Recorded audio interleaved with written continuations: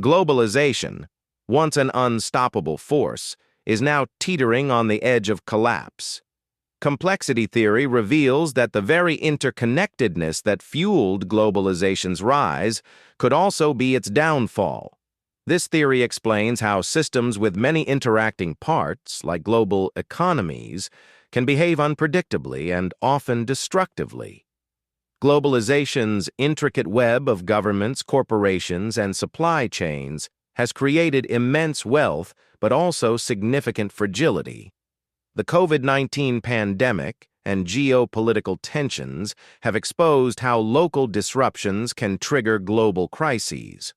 Feedback loops and emergent behaviors, such as financial market reactions and political backlash, further destabilize the system.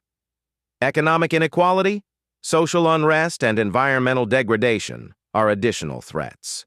As nations turn inward and technology disrupts traditional industries, the global order faces unprecedented challenges. To avoid collapse, we must build more resilient, localized economies, strengthen international institutions, and address inequality and environmental issues. Without these measures, the complex system of globalization may unravel, leading to a fragmented and unstable world.